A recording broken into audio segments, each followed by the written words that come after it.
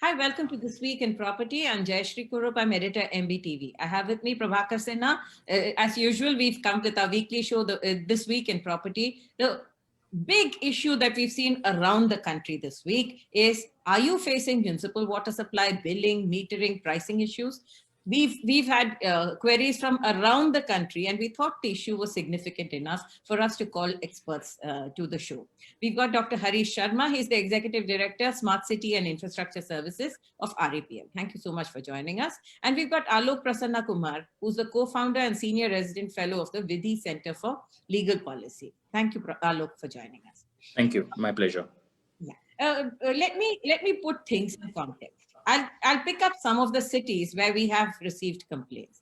In Gurugram, the authorities have been taking over various townships from colonizers, which should have gone 20 years ago, but it hasn't happened. And now when they took it over for the last 1.5, 2 years, they have not issued any water bills. They have not put in any water meters. Now we hear that the Gurugram authority is going to issue whopping water bills with penalties for to consumers who didn't know that they have to put in the meters, and they don't even know where these meters come from because they've never had this metering system. That is the first one.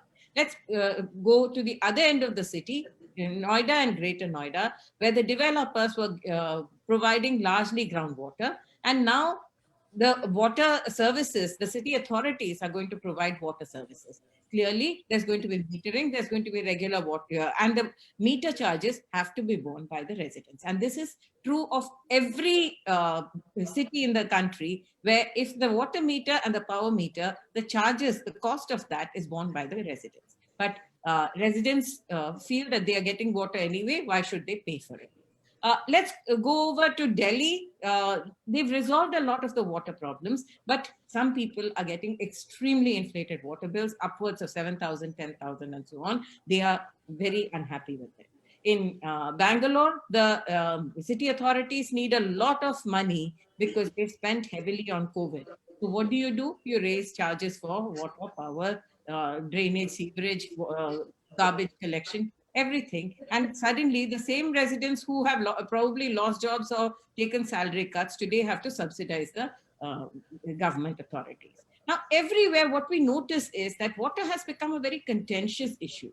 It's billing, water supply, metering, pricing, everything seems to be a contentious issue with no ground level issues, ground level consensus on how it has to work. The problem is that in a city, somebody gets the huge bill and the many people gets the hardly any bill. So first of all, what I feel that government must come out with a policy about the water. And they just say that groundwater is of the government. You simply cannot use it and you cannot claim ownership on that water, particularly in the city area. Now, I'm not talking about the rural area. In the city area, at least, they must say that both groundwater is government's property and only from the permission of the government you can use it. So because of this kind of uncertainty and irregularity, first of all, you'll have to convince the people, you'll have to make them feel and believe it that boss, for water you will have to pay. Then they should start metering it properly and they should guarantee supply of water also. And then only they can charge it. And I believe that this is required. This is a high time that they must do it. That then only they can control the usage of the water in the proper manner.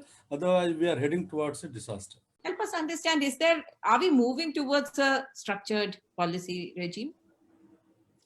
See, first of all, I would like to clarify on one important aspect. Water and electricity are the essential services for the citizens and the stakeholder in a city, in an urban scenario. Okay. If we look back, we can witness that in power sector also, there were similar situations. But slowly, day by day, their improvements came and the scenario in electricity changed through thermal or hydro. So we improved the supply. Okay. Similarly, in the same way, we can make people aware, first of all, through campaigning, through contacting, through the contacts by civic authorities, those who are taking care of that particular committee or areas. Public awareness is very important. Then next, third aspect will come, the misutilization of power, water. First of all, there are non-revenue waters through your illegal connections and uh, the leakages, the leakages. So these type of two things, these are the non-revenue waters, which is not giving any revenue to the civic authorities. First of all, this is to be tapped and corrected too. For example, in Cambodia, Phnom Penh, that was one of the worst and seriously, water scarcity faced city in the world, But now they have improved in such a way, so they are the number one city in water, rules and regulations and supply. Similarly, in India also, we need a strict regulatory body, rules, and the enforcement. So that in terms of this, we are saving other way environment also. So where do So we begin? all these rules and regulations are important to be implemented. A smart watering meeting, and every household should have the smart water meter considering their daily requirement and usages. Okay, so all these survey has to be conducted by the local civic authorities. First of all, awareness is very important, and people has to understand they have to pay whatever the natural resources they are utilizing. Okay, for their maintenance they have to pay. They must understand that, and misutilization and the illegality. In similar way, in electricity also it was happening. Some people were paying, some people were tapping it from the midway. So all these important aspect has to be covered by the civic authorities before implementing all these regulations. Okay. I'm going to pick up two things that Prabhakar said, very important things. One is that the groundwater is not your personal property. Even if it is under your property, it is not your personal property. Groundwater has to belong to the authorities, and tapping of that has to either be penalized or there has to be a charge on that. The second thing is that when the services are provided, the civic authorities can meter it, they can charge for it, but they also have to assure the quality of service. So here I'm going to bring in Alok. Alok, these are two issues that a lot of consumers have been fighting over. And I actually appreciate the fact that the Chief Minister like Arvind Kejriwal did first pick up water and say that, look, I'll give you 24/7 water. Right. He has created a privatized body. Some parts of the city are getting privatization. Sonia Vihar Waterworks, which was never really commissioned, got commissioned. A lot of water came into those water-starved areas that were planned but never really received it. So I think that the first thing is political will, and help us understand these two issues. How do you solve? Sure. Let me pick up on one very interesting point that Mr. Prabhakar Sinha made, which is about groundwater regulation, to say that the groundwater is the property of the state. We don't need to go that far also, because there are about 1, 2, 3, 4, 5, 6, about 10 to 12 states which have enacted laws which limit how much groundwater and how you can draw groundwater in that particular state. Now, not enough states have passed such laws. 12 is also too few. And these laws are also not very well enforced. In fact, there is supposed to be a strict way to regulate who can drill a bore well, under what circumstances. We have to take a certain number of permits. Government has to keep track of how many bore wells are being dug. None of that really happens. And let's also keep in mind that India is a very geographically diverse country. We have the floodplains from stretching from Punjab to Bengal, where you can probably drill for groundwater somewhat more easily than, say, the plateau regions to the south, from south of Nagpur all the way up to Bangalore and Chennai, which are more hard rock, and the groundwater you will not find that easily. Yeah. Now, what we have unfortunately done, and because of modern technology and this indiscriminate use, we have not regulated how groundwater is extracted. Yeah. And the attempts to do so have backfired. Yeah. It's a very interesting thing, but everyone talks about the Delhi smog. Yeah. Not a lot of people realize that the Delhi smog is actually because of a Punjab groundwater law. Right? The Punjab groundwater law says that you will not begin planting your seeds until government of Punjab gives you permission. And this is to restrict how much groundwater is used. Yeah. You want people to start planting once the monsoons have begun so that they don't extract too much groundwater. But what that results is that the time between two crops is too little. Yeah. So farmers are forced to burn the stubble so that they're ready for the next crop. Yeah. That is why you have a Delhi air pollution problem. So there are a lot of second order effects that we have to be aware of. But there is a model bill which was released in 2017 and replaced an earlier version in 2005. And most states need to adopt it. If we really want to get to the heart of what is the problem of water in cities, it is not so much supply. It is misuse. And I think Mr. Harish Sharma pointed it out properly. We have to learn how to use water properly. And I don't think it's so much of a lack of political will, except a complete lack of awareness, even among the political circles. Because I'm 100% sure that if we were to take it to a politician to say, look, this is how, because it hits all of them. Some roads might be good, some roads might not be bad, but nobody's going to be able to live without water. No politician, no matter how rich, wealthy, famous they can live in any city without water. So if somebody were to sort of take to them, this is what your city is going to face in the next 3, 4, 5 years, and this is what you need to put in place, you will find that political will happening very quickly. Okay. The second point that you came to, which was in terms of the municipal authorities' response. See, I want to bring the constitutional picture here first, right? And so that people understand what is the scope of the problem. 73rd and 74th Amendment of the Constitution, which was supposed to empower your municipalities and panchayats, and we'll focus only on the municipalities for the moment under the 74th Amendment, made a crucial mistake. It did not give your municipalities power to raise their own revenues through tax. Yeah. They are dependent on the state government for money. Across the country, doesn't matter which part of it, everywhere, municipalities are dependent on state governments. Unlike state governments who can raise their own money through tax, levies, stamp duty, 100 other things, they can raise money through taxes. Municipalities have to beg state governments, please amend this law and allow us to raise taxes. And they don't have independent taxing powers. A municipality cannot say, today I want to levy a tax of so much on professionals, and because I want to be able to use this. So they will resort to increasing the fees and the charges that they have.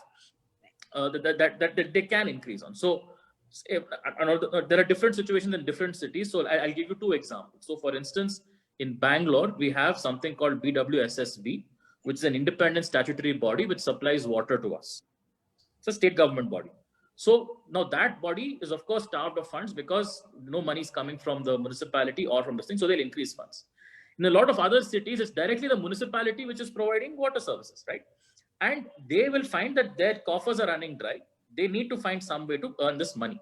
So we have a situation where, and as you rightly pointed out, COVID was one of, and I think this was Mr. Harish Sharma or Mr. One of them pointed out, COVID is one of the reasons where that money has run out. They haven't managed their finances properly. It's not just today's problem. It's just that this was the straw which broke the camel's back. Their funds have been badly mismanaged because there is very little oversight. There is very little responsibility. They're dependent on the state government, and as long as they keep the state government happy, the money will keep coming. So let's understand that we can't fix it as just a water problem. Yeah. When we say that we are not getting quality supply of water, or we're not getting good metering, or charges are going up suddenly overnight, it is not just a water problem. It's a problem of the fact that your municipality or municipal corporation is not running properly. And it's not because the local politicians are bad or some other place has better politicians. It's because the design is flawed. The design is flawed, which is what is causing us these problems. So which is where we have to understand that it's not just a water problem. The water is a result of a larger problem. And I'm going to come back to you on that. That's an important point. But I'm going to go to Dr. Harish Sharma again. So when you talk about planning, and Alok raised a critical issue, the 74th Amendment. This Bangalore recently is in the process of passing a bill, which is the BBMP bill, which will allow Bangalore city to delink from the state finances and be allowed to raise its own taxes, which means that Bangalore will become an entity by itself. It should be able to rule a little better. But let's talk about the problem of distribution and the distribution losses that we have. We have seen that about 50% of each ward are people whom we have not acknowledged. They are the informal settlements, which are the unauthorized settlements and so on, who definitely need water, who need services, but they don't stand up to be counted among the formal people who take the supplies, which means that they take the supplies, they have not paid for it, not because of anything else, but because we chose not to provide for them, whether it's for housing, whether it's for water or any other services. Now we come to a state where we have to manage because the cities are ballooning, finances are shrinking, and they have to do something. And water maintenance charges are paid by just a small fraction of the city. How can this be contained? See, first of all, we have to understand that actually there are two type of water supply in a city, urban or rural. Okay. So for urban water supply, municipality is not only the organization. eh? Municipal corporation is not only the organization which is taking care of urban water supply. There is Jal Nigam, there is a Jal Sansthan who is taking care of O&M. This is one aspect. The second aspect is we talk about nowadays we talk about on every project everywhere 24/7 water supply. You tell me now, how many cities are getting 24/7 water supply? The supply is only 3 hours in the morning, 3 hours in the evening. If at all. Sufficient power. They don't have sufficient water. Yeah. Then the other thing is like groundwater. This thing, groundwater. The point which Mr. Prabhakar has raised it, which you also rightly pointed out, groundwater board has to monitor it very properly. They have to keep a record. They have to form a mechanism to check all these areas where things are happening to control it. Number one. And if we talk about only municipal financial, see, municipal, there are so many ways where the leakages are there for the municipal financial. Finance is not only the criteria. The only thing is that whatever the supply municipal corporation is having under their limit, if they are able and ready to manage it properly, they can do it. But willingness is required from civic part also as well as from the public part also. So it is not only that they have finance, they sufficient finance. Okay, I agree. If suppose they have certain area, certain limits, they are having their projects, they are having water tanks, they are having certain departments to operate and maintain it, And so, but the thing is, they have to again they have to regulate and they have to work in a proper way so that things can be challenged. Again, I can remember actually 3-4 years back, I was discussing at government level regarding regulations and rules and regulations in the Uttar Pradesh to legalize this water supply things and all, Then government was not willing to because they said we might lose boats and all, and again people might not come for it because water is for everyone. What is a natural resource? We can't charge it. This and that. So willingness is not there from the government part as well as from the public awareness part also. So this is it's a combined effort. As we have taken for the electricity. You see, there were several. I mean, there was numerous leakages. In electricity part, be it rural, be it urban. But now you see things are different and improved. So similarly, I think for water sector also, Jal Jeevan Mission, you see, there is a huge funding. Who says there is no fund? There is a lot of fund. Now in next 4 years, even I am myself working on several projects in thousands of crores. I am preparing the projects for big projects, urban and rural, both the areas where funding is not an issue. The only thing is again, how we are going to take care in the future, simply making projects or implementing the projects and showing the 24/7 water supply, but it doesn't happen at all. Do we have water enough to give 24/7? Is it a problem of we don't have, see, power, when they reduce the transmission and distribution losses, we could scale it up significantly, the quality. Is the same problem, is it the same problem in water? See, first of all, again, do you have any regulations for the misuse of water? You don't. Because people think it's my property, it's a natural resource. I'll use it on my own way. Somewhere, go to rural water supply projects. If suppose I have prepared a project 24/7 water supply, people say different villages, they're opening tap and water is just leaking out, throwing away here and there, nobody's bothered about. No, do we have enough water? The first issue is, do we have enough? If we have enough water. So that's what we have to take care and we have to properly utilize it. That is an essential. that is an essential part of individual's life nowadays. So they have to take care of it. Okay. Otherwise, the things are going to be serious in future to come. Jayashree, the real problem of our country, what I normally say, that it is the third world syndrome. Now, in our situation, now look, the quality of water that we get, that every reasonable household today has an RO. And they pay, they waste water also because only 1/10 of the water is utilized for potable person, rest is thrown out. Yeah. Okay. Why? Because in the tap, you don't get potable water. You can't drink that water. Now, when the condition of water is so bad that people say that why should I pay this kind of water? Then let's use the groundwater itself directly and purify it through the RO and you pay. Similar situation, like you see the traffic jam today because public transport system has completely failed in this country. I mean, any third world country. So people do have to drive their own car even to go to from for 2 kilometers or 3 kilometers. Similarly, for the anything, if people, some people might be ready to pay, you may convince them also to pay, provided they get good water. And our municipality, and now you see the where the water get purification, I mean projects are there. They are so dirty. Once you see them and you come back, you will never think of drinking the same water which is coming from your tap. You'll say that no, boss, I can't drink this water. I must get purify it again. So the problem is that our civic body, they never take it seriously that this is the thing which public is going to utilize. So we should maintain a proper decorum. And this is everywhere, not only in Delhi. And because of that, when you pay the people, ask people to pay, they will pay only, but they will have a very bad feeling also. They will think that what they are paying for is not the services they want. They want something else. So this is the another problem that our system has to come up at least if you want people to pay and if you want to, because as he's rightly pointing out, from the world, I mean, when since childhood, we always think that water is a natural resource. Nobody should charge for it. And 70% of the population is coming from the villages where there is no charge for the water.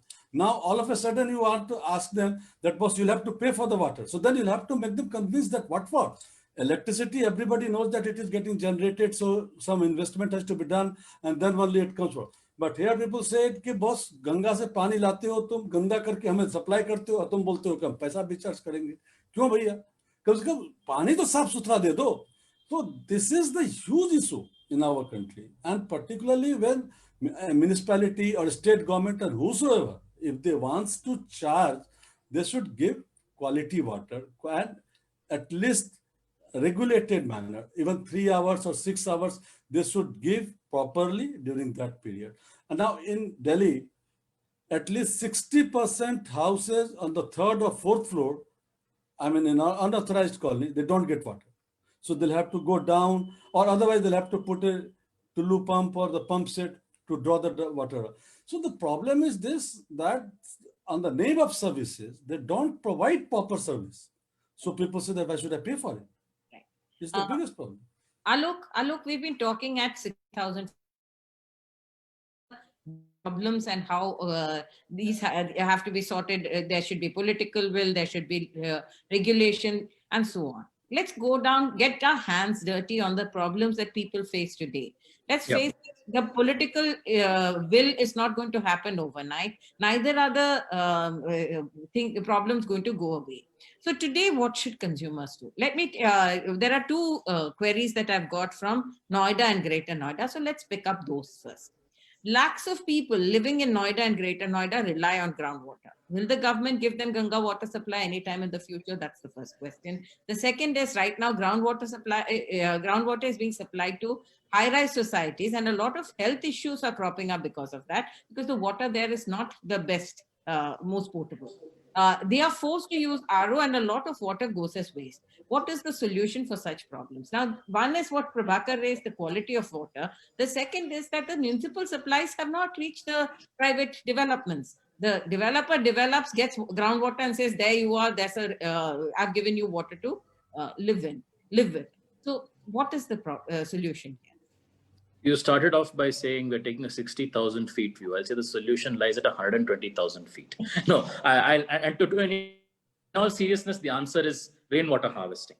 Karnataka and a few other states have started doing this. They have made it mandatory for new buildings to provide for rainwater harvesting. But does it work, sir? And sorry, what?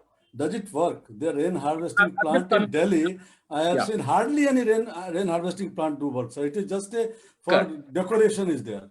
No, I'll just come to that point.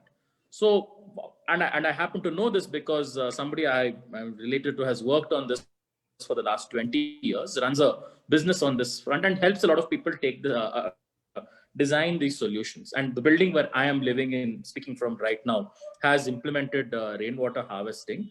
And fortunately for us, if I have to come right down to literally where I am, it doesn't matter so much because we have a municipal connection also.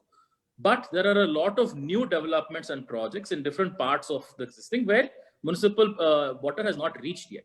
Now, the first instinct of people living there is to say, let's get groundwater. Either they drill the bore well or they buy it from farmers around them. Both of them are destructive, both of them are bad ideas.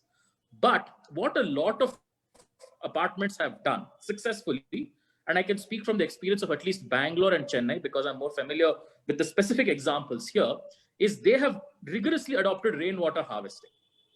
Rigorously adopted rainwater harvesting means you don't just, you actually plan how you're going to collect the water, how it's going to get purified, and how it's going to be stored.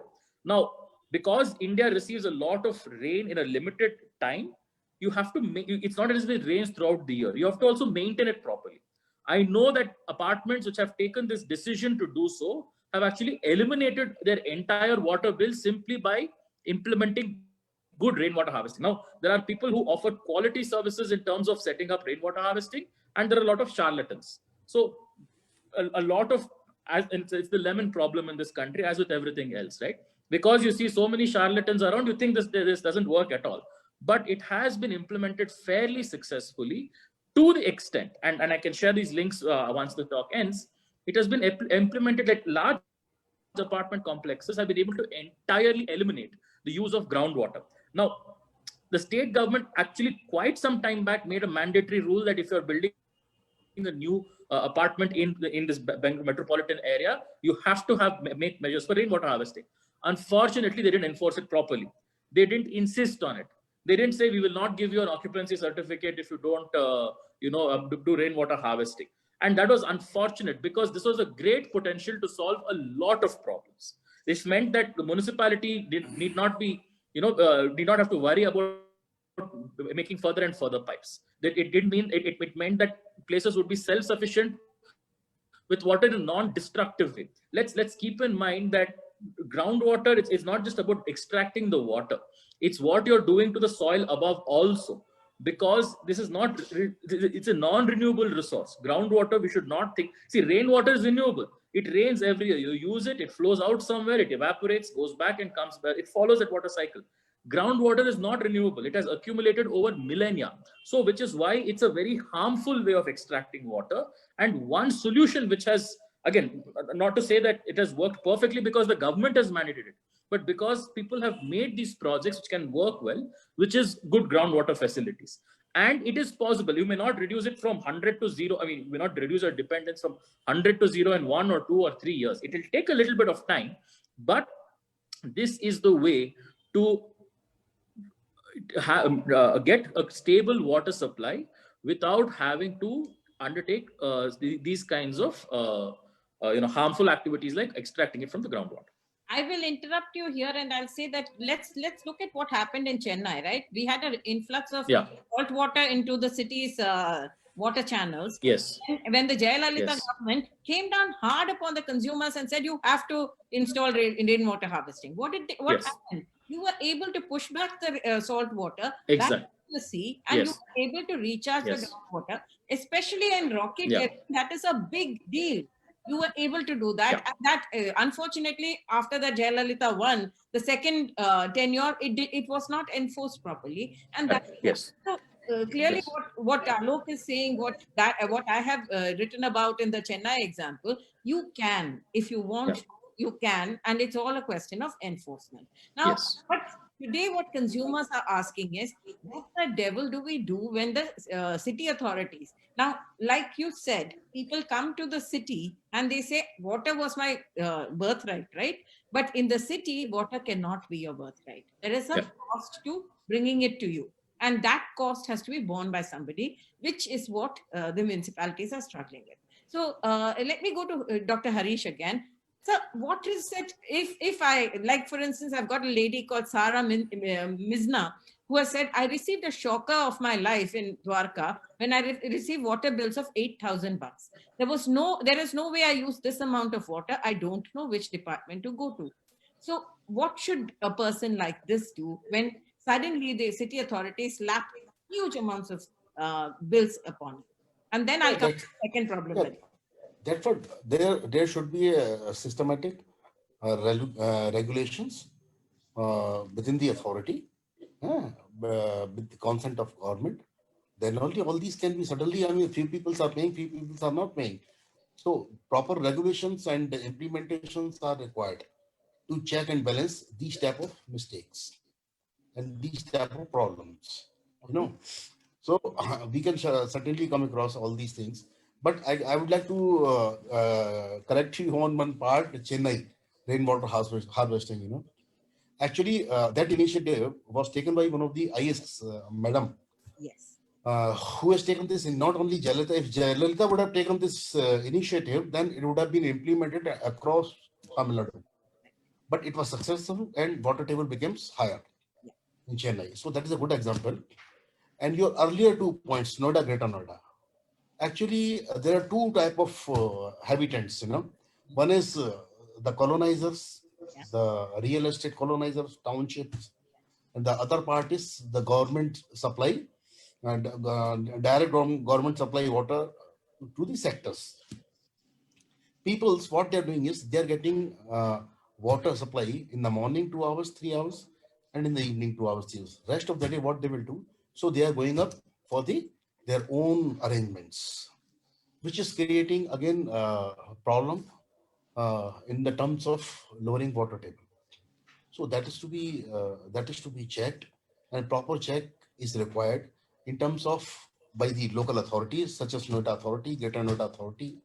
These people has to before sanctioning this building plan or their maps, they have to make some mechanism so that these check and balances can be made, and uh, proper checks are required. Actually, so, certain checks are required also. Different situation. Let's talk about, are there any norms that compel them to do these checks and make these checks and balances? Because there's one authority which is giving out allowing colonizers to function, and by the time the 3-4 years are up and you have to provide the services, it's not planned for, right? And that we've seen. The colonizers, they have their own set of rules, through which they are implementing, and all the regions in that particular society, they are implement and they are abide by it, and they are implementing it. Okay. Whereas in other sectors where we have a separate houses, they are free, where they are having a direct supply from the Noida Authority. So from Noida Authority, there's no check and balances. So from Noida Authority, they have to come up with the check and balances, rules and regulations. Then only these things can be controlled. Otherwise, day by day, the water table will go down, and the quality of water is certainly not good due to the industrial areas. They are recharging their waste into the groundwater. That is why the quality of water is not good.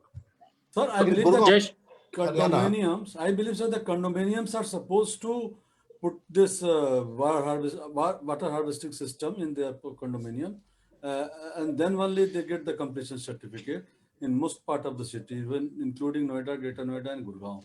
yeah. But the problem is that they are not working. And Now, non-functional. Most non-functional. of the times they're non-functional. Yeah, I got it once audited. I checked it also, and hardly anybody's water harvesting system was working. Right. But I think what Alok said, show them the benefit of having a functioning system. And Yeah. it cannot That's the correct way. eye in hand. It has to be with a, you're taking people along. And I feel that's where we seem to miss out in the cities. Jayashree, can I just jump in here at one moment? Absolutely. See, a lot of our discussion has been the municipality or this authority has messed up here, not provided water, billed too high. What we are missing is, can we get an authority which is not, see, the solution to everything can't be go to court. Right. Because for an 8,000 rupee bill, you can't hire a 50,000 rupee lawyer to fight your case, right? Or for that matter, you may fight a case, the court may say, go set it up, but the municipality, if it doesn't do it, you can't spend another 10 years forcing them to do it. One of the things that the Electricity Act reforms did, right? And since we referred to electricity, and I found a lot of our discussion in the beginning, it was to set up state electricity regulatory commissions and central electricity regulatory commissions. What these were forums which you had to take permission from before you raised prices also. Right. So this was a place where consumers could go and represent. So I have been part of these hearings in Karnataka, for instance, where the Karnataka Electricity Regulatory Commission says we are going to set prices on this basis. They're giving a draft order, and then citizens groups, businesses, everybody comes and says, you haven't provided us this. Why are you asking us for more money? Or the quality has been so bad. How could you ask us for so money? See, that's a way of ensuring accountability. Right. Because then the authority says, yeah, why should they pay you more, right? It may not solve immediate disputes for which there may have to be an ombudsman or somebody like that appointed. Like you have a banking ombudsman in of RBI for bank issues. Maybe this should be mandated that municipalities for services should appoint ombudsman to self-resolve small disputes like this through lok adalats or whatever the kind of stuff is. But we need to have regulatory authorities which say that, okay, not only are we going to price water, but every year you'll get an opportunity to hold your water supplier to account. To say, did you actually provide this much water? Why are you asking for an increase? What is the basis for this increase? How much are you going to increase? So that creates accountability in its own way.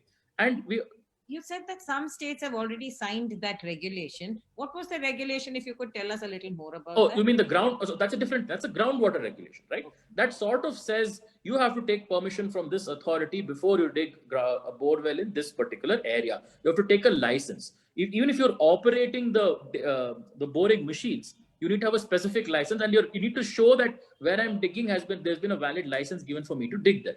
Now, the question is, does the government have enough information to know where to permit or where not to permit? This can't be like just like a driving license where everybody goes, clears the test and you can drive. It has to be also a question of which area should we permit people to dig, right? Which area should we permit people to? So that is missing. So Maharashtra in 2018, I think after their whole water crisis, right? There was a serious water problem. They updated their groundwater regulation. They toughened the laws. They made it more difficult for people to just start getting a permit and digging. But see, that is what the law can say, right? The law can say a lot of these things, but what we call government capacity has to improve. Whichever is the authority in charge of whatever groundwater authority is there in charge of making sure that groundwater levels, they have to have enough hydrogeologists. They need to have enough engineers. They need to have enough experts who can tell, look, this area has already been mined out of groundwater. Limit it here. Don't allow more people to extract water here. Or put in place these measures to ensure that the groundwater is recharged. Now, one of the things that, and I can speak for a lot of South Indian cities, including Hyderabad, which we saw recently. Let me make a point here about the Hyderabad floods. Those are man-made floods. Let's not think it was because of the water. Likewise, the Chennai floods a few years ago, they were all man-made. The reason they were man-made was there was a natural system of recharging groundwater, which was your lakes or ponds, right? Because the terrain is rocky, it can hold this water and can allow that water to seep into the water table and ensure that there is a balance maintained. 500 years this had worked. It was not an innovation during British times or in our times. It was a 500-year-old innovation because people had observed how water moves. They knew what they needed. But when our cities grew, and this is another failing of regulation, nobody thought, how do we save our lakes until it's too late? Now in Bangalore, government is making some efforts. Now Hyderabad government is waking up to the mishap. But there were already mechanisms in place to maintain this. But unfortunately, what has happened, everybody wants to expand layout. Everybody wants to build a new colony here. So fill up a lake, build something over there. And then when you're suddenly flooded by water, you realize, why is this pipe being flooded, even though I can't find water underneath it, right? So you have to understand. Even the Manyata floods, there was an upper lake and a lower lake. Yeah, yes. The water flows from upper to lower. From the upper lake to the lower lake, yes. Correct. There. Yes, and the thing is that there are people alive who have this knowledge, Yes. who will tell you, no, sir, earlier there was that lake, it flowed from this lake, please don't do it.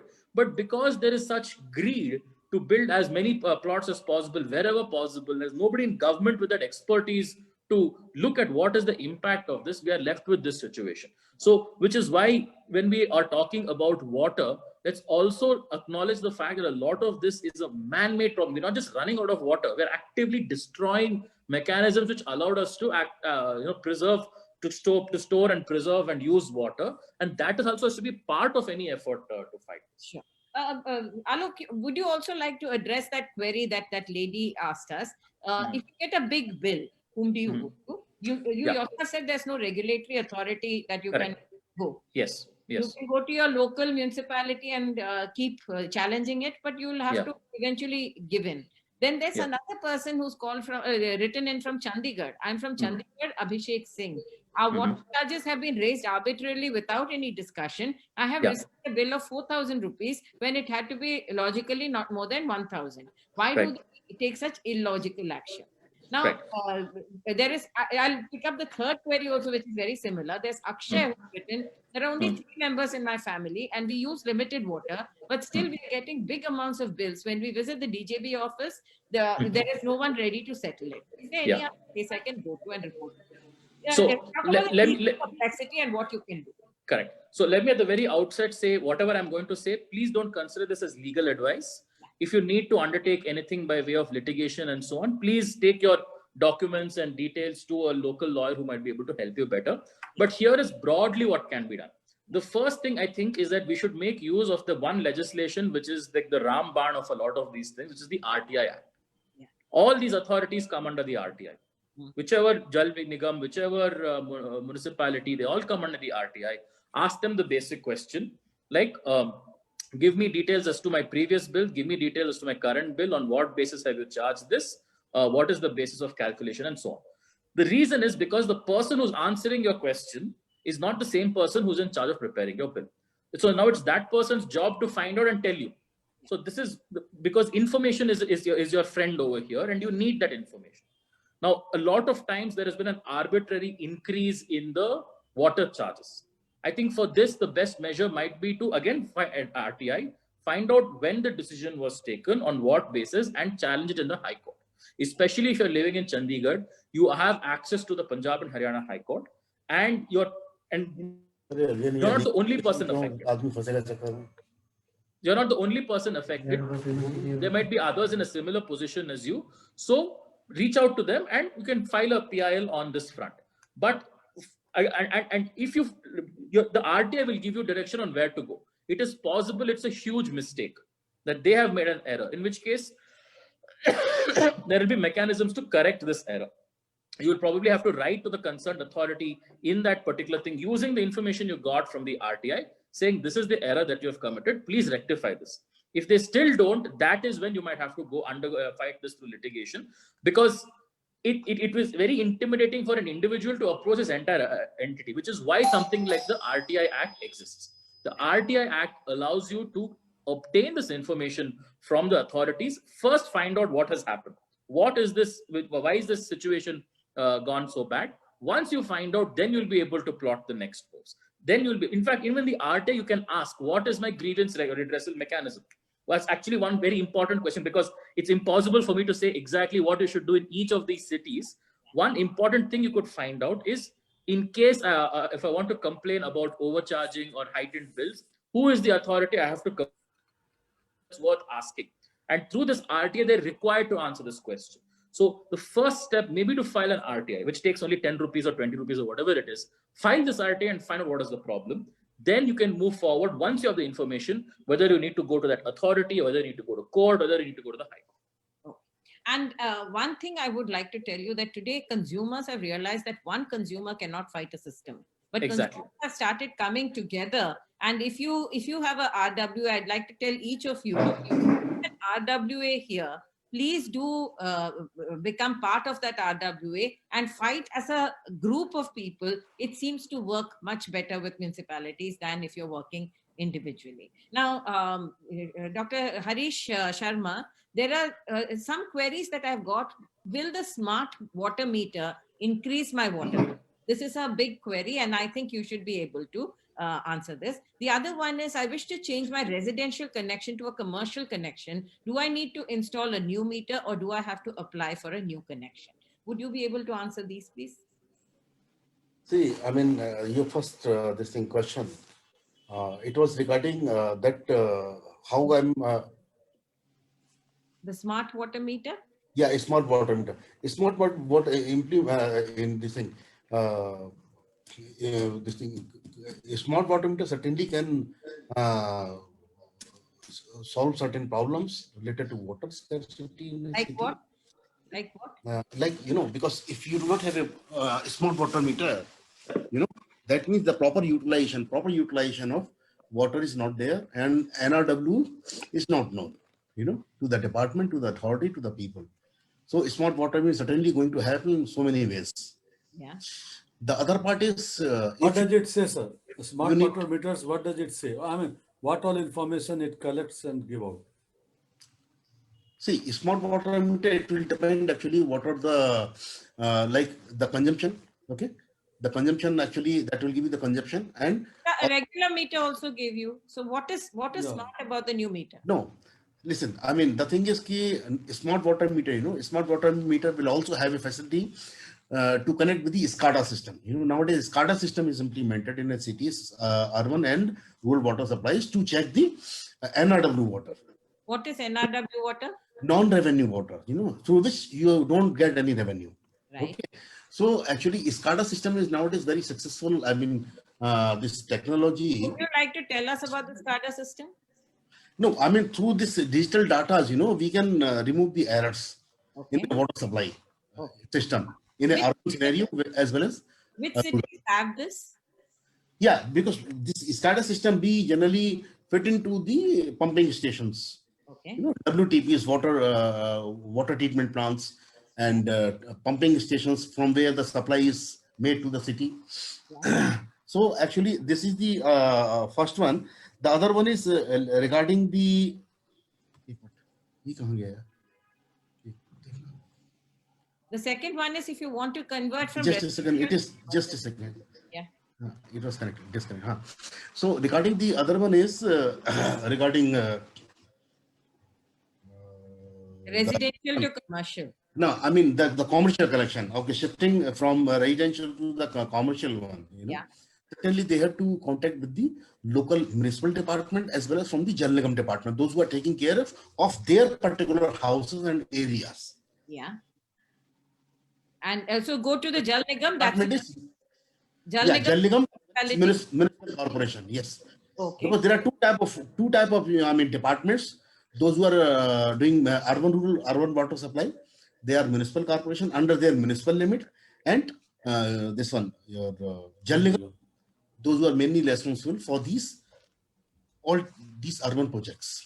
Okay. But now the other big problem, and this is the last bit of our conversation, when private sector developments happen, and this happened in the last, I would say 10, 12, 15 years, a lot of very large scale developments happened by the private sector. Now, when the houses stood up, there was not enough water to supply to all of them, right? And the developers had to exit the projects. They have used groundwater, they have used tanker water, all kinds of solutions are available. Actually, what is the system? When a developer finishes, who is supposed to bring in the meter? When does the metering start for people who've bought from private developers? Generally, private developers, they have their own system. They go for the groundwater thing. They don't get any supply from the government departments. They have their own resources. Is that how it was planned? Yeah, that's what I mean. What they do is, it will depend upon the population in that particular township or areas, in that private developers areas and their locations. So what generally they do, they have their own arrangements through which they purify the water. They have a system purification of the water. Then they supply to all units they are having in their vicinity. And what is is there any regulation on how much you can price that water? Yeah, actually the thing is there is a regulation. They have to get permission from the local authorities if they are going for the groundwater. You know, if they are going for the On groundwater, what basis, sir, the prices are fixed? see, prices actually what they do is generally they come up with their own prices. I can give you an example.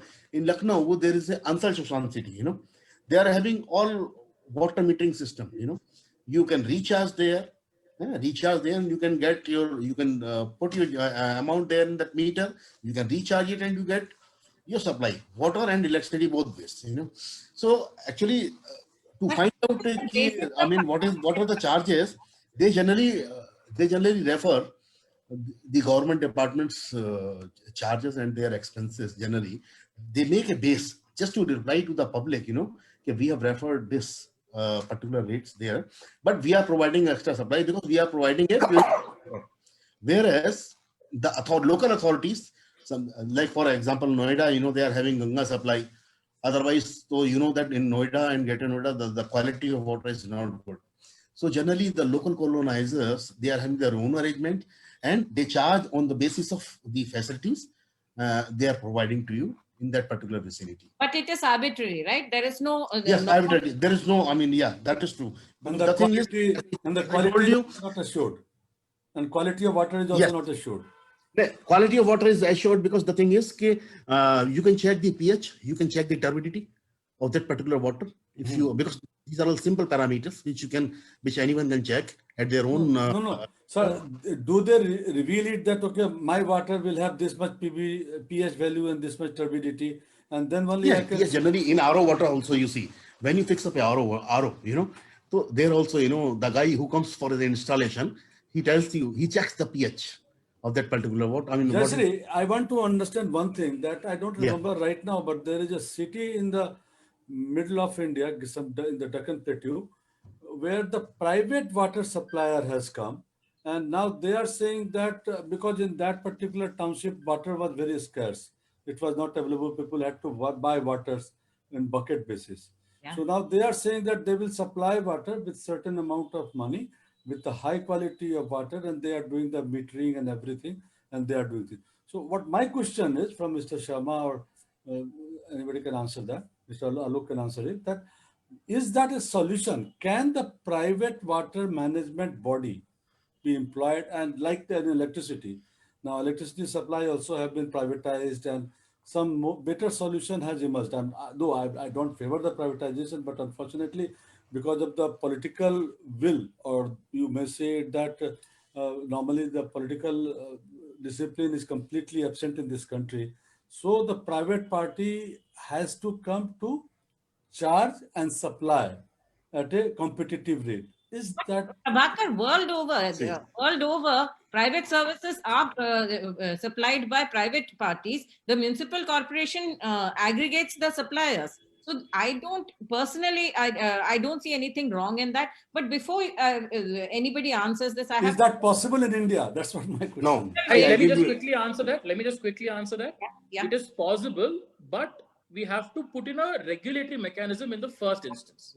There has to be a law which says that the water supply will be like how we did unbundled electricity in India. Likewise, what we should say is that extraction will happen by the government, pipes will be laid by the government, it will be supplied to a private company which will purify, make it up to a high standard, and deliver it to the user last mile, and they will charge a fee and collect it from the user. But the fee is also fixed by the government. Exactly.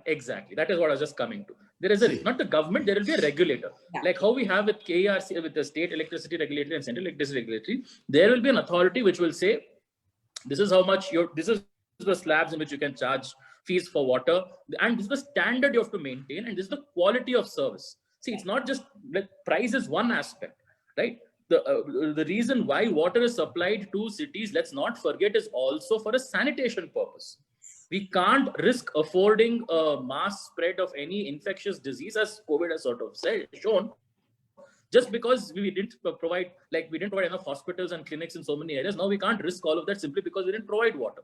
So there has to be an obligation to provide this service to everyone, coupled with the quality at which you should provide this service to everyone. And this is the rate at which you should charge everyone.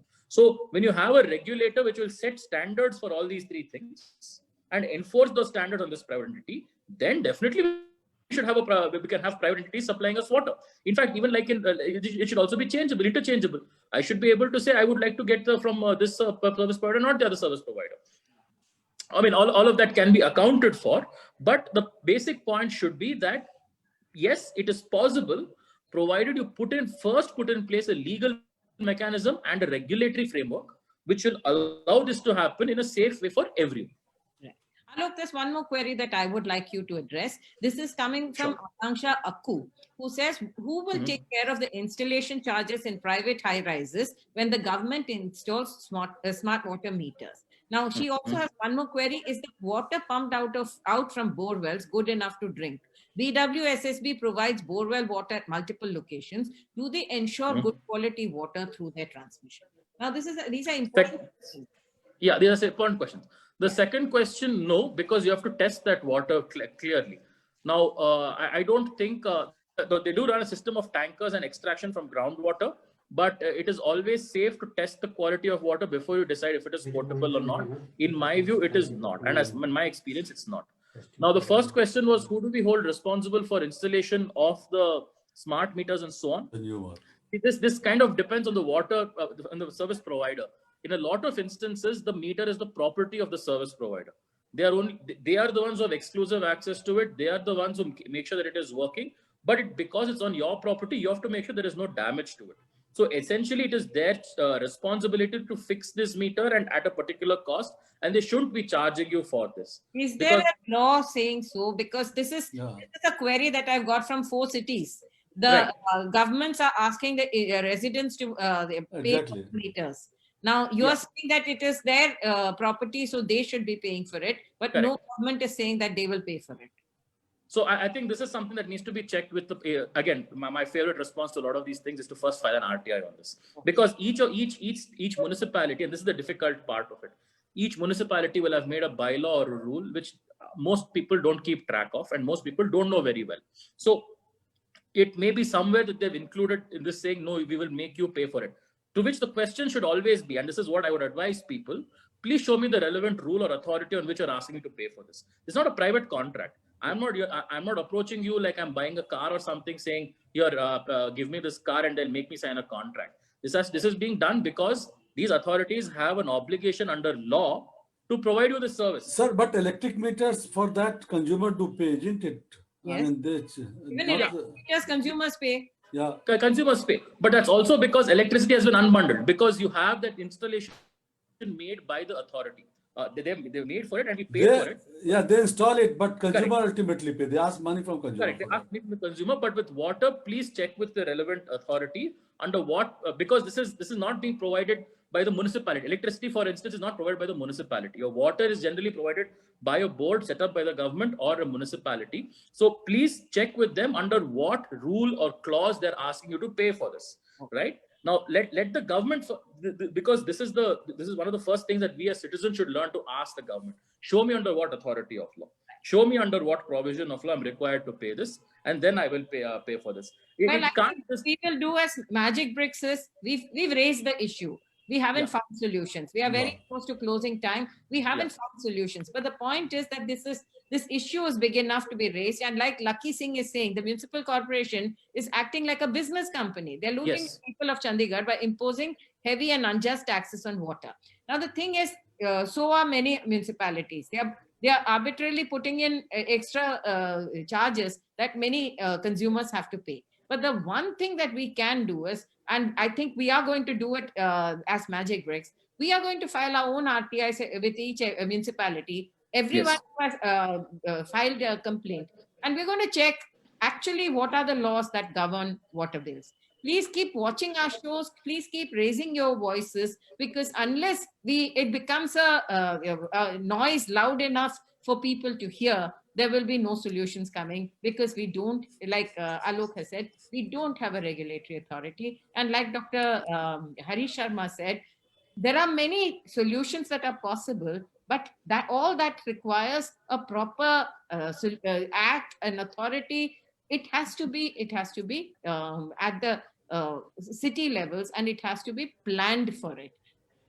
Basically, most of the problems today come because we have not planned for this water supply. And like I said right in the beginning, we have only taken cognizance of about 50% of the residents of our city. There is another 50% who are informal, who live in unauthorized colonies, who get the services, but even if they are willing and able to pay, they are not allowed to pay because they are unauthorized. So we have to find solutions to this. Thank you so much for watching this Week in Property. This is where we raise issues. In many cases, we find solutions. We hope that water too, we will be able to move towards solutions. Thank you so much for joining me. Thank you. Thank you. Thank you. Thanks very much.